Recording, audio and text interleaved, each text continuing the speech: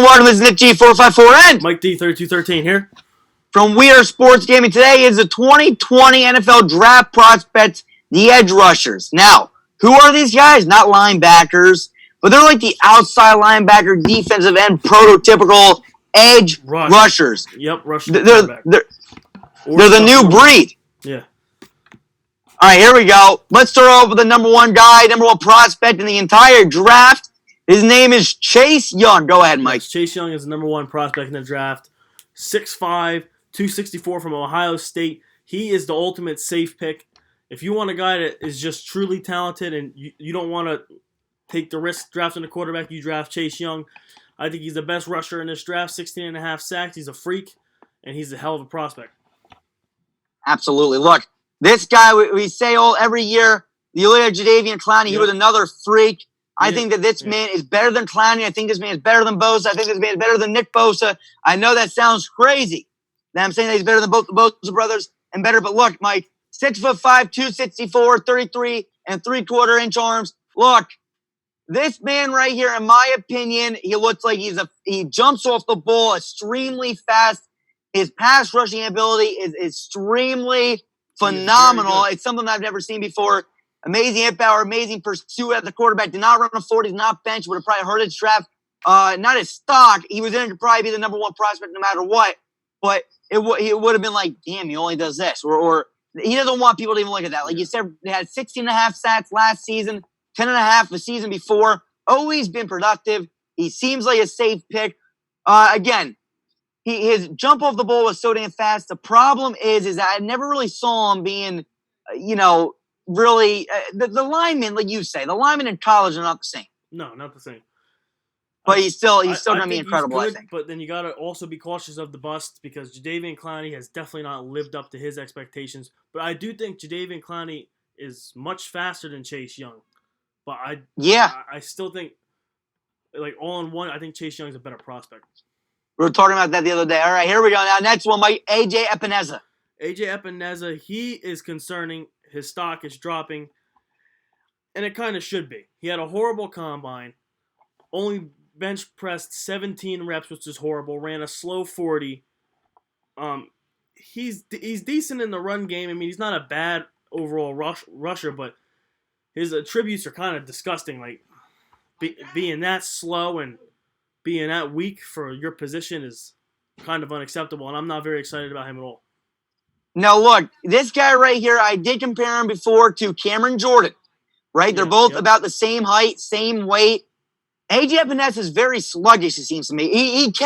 He's powerful enough on game film to push the blockers back and blow them up and get to the quarterback. The problem is chasing down the quarterback. I don't see him doing that often. I don't really see him fight off double teams.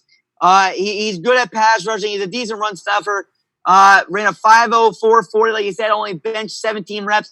Again, you can't really look at that. You got to take it with a grain of salt. But look, this guy right here. Matchups. No, I mean, it just, again, he did have a lot of sacks during his college career. 10.5 is 2 seasons ago and 11.5 last year, which looked incredible. I mean, maybe he can bring that over to the NFL. But again, I feel like the linemen are better. The quarterbacks are smarter and faster. It goes from a game between a bunch of boys to a game a bunch of men.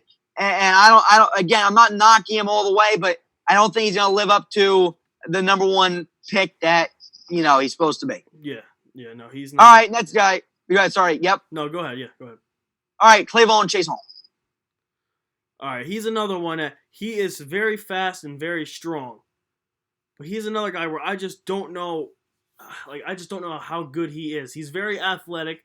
I just don't know what his role is. Like, he had 6.5 sacks and 60 tackles, so I would say he's a balanced player with good athleticism and a lot of upside. But he's another guy, I mean, he missed games due to injury in 2018. I believe he tore his ACL. There's a lot of question marks with him as well, as there is with most of the edge rushers in this draft. Yeah. Look, Chase, the thing with him is, again, we're talking about prospects. Young's the only for sure guy, I think. These other guys right here. You look at this guy. Last year, everyone knew Bosa was going to be good. Everyone knows Young's going to be good.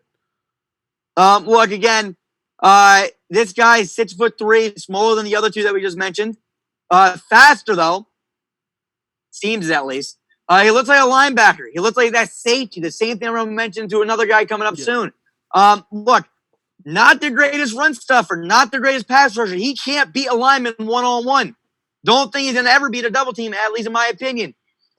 His pursuit's amazing. If he gets through the line, he's going to get the quarterback. He's going to get the running back in the backfield. 6.5 sacks, not that good as you said before, but something you got to look at is, again, if you run the right stunts, if you got a good defensive coordinator and they run the stunts. Remember we were talking about gap exchange the other day with the offensive linemen. Yes. Stunts for the defensive guys. When one goes this way, sometimes both the linemen attack one guy and he has a gap through. If he gets a hole to attack in a straight line, he will go right in there and attack him and get a few sacks that way. But beating a lineman one-on-one is not his game. It's just not. He's fast, but he can't beat a lineman. I don't think he has his strength. Yeah. All right, next guy. I know you and me both like him. Yetur Gross-Matos. Go ahead. Yetur Gross-Matos, 6'5", 266 from Penn State.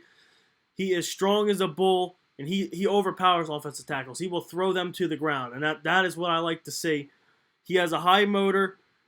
He's still learning the position. A lot of these guys are raw, and that's the thing with defensive linemen in college. A lot of them are raw, but I think this guy could be one of the best ones in the draft.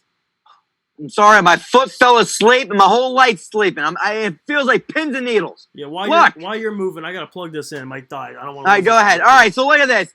Yetur Gross-Matos, 6'5", 266, has the longest arms. Again, why does that matter? Well, it does matter. Lineman arm length does matter. Look, I give him a B- in run stuff. A B minus in run stuff. A B+ in pass rushing. He's very good, I think, at blowing up linemen. He will take a lineman. I saw him throw one to the ground. Pretty damn good. I'm excited to see this guy. Again, another raw prospect. Had 8 sacks 2 years ago, 9.5 last season.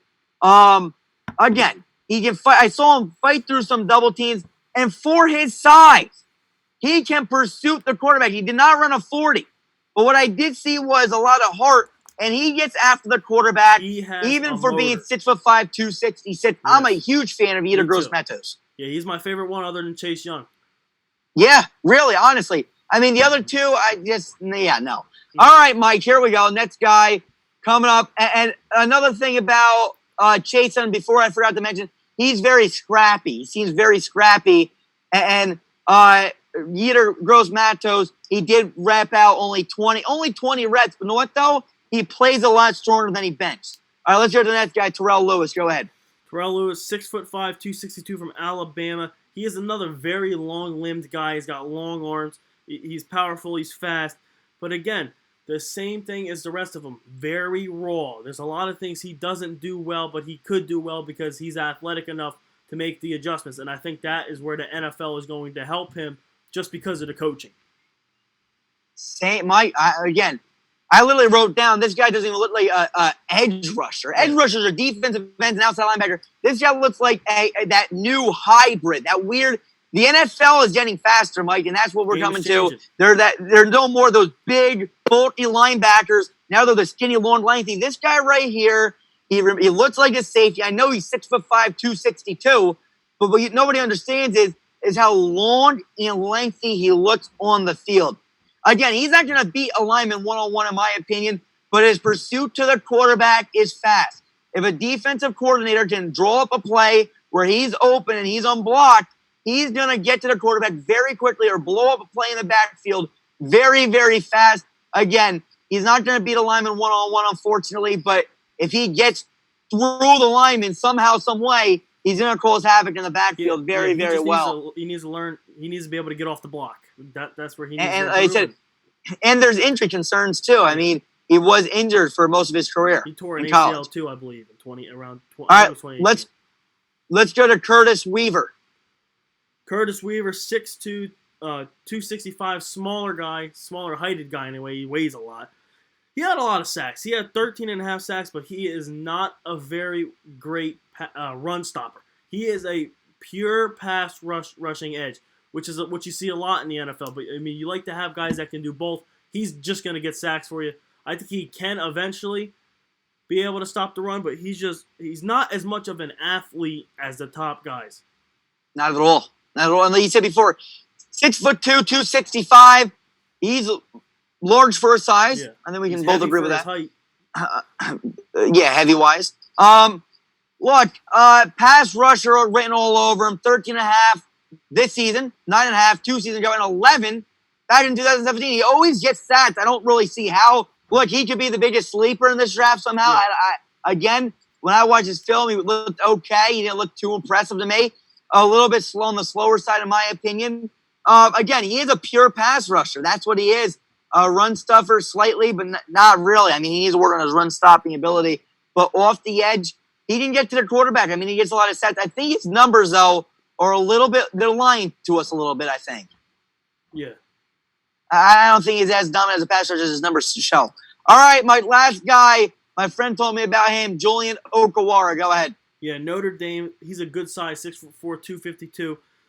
He's a perfect size for an NFL pass rusher. He moves well for his size. He knows how to use his hands, but he's another guy with some injury concern. I believe he got hurt in 2019, ended his season, and he just needs to work on mechanical stuff too, footwork, where to put your hands, how to slide off blocks. They're all, to me, like looking at these defensive linemen, many of them are raw talents. Yeah. Again, Okawara, I mean, I look at him, great at run stuffing. I think you mentioned that before, right? Yeah. And his pass rushing is decent. I mean, it's there. It's just he's not dominant. 8 sacks 2 seasons ago, 4 sacks this past season. 18 tackles for loss. So that tells you how good of a run stuffer he is. And again, if you work with this guy through his good coaching, he can definitely get more sacks, in my opinion. He can hit hard.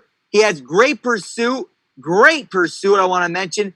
And he fights through some double teams. For being this low on the list, at least while the analysts rank him, you know them people. Yeah. Look, this man, again, his strength is shown on game. And again, his bench, Mike, top of the defensive edge rushers that we mentioned before, 27 reps. That is the impressive. next closest is 20 by Yetur Gross-Matos. Look, 27 reps. Give me him on my team. Who knows? 2nd, 3rd, 4th, 5th round, possibly.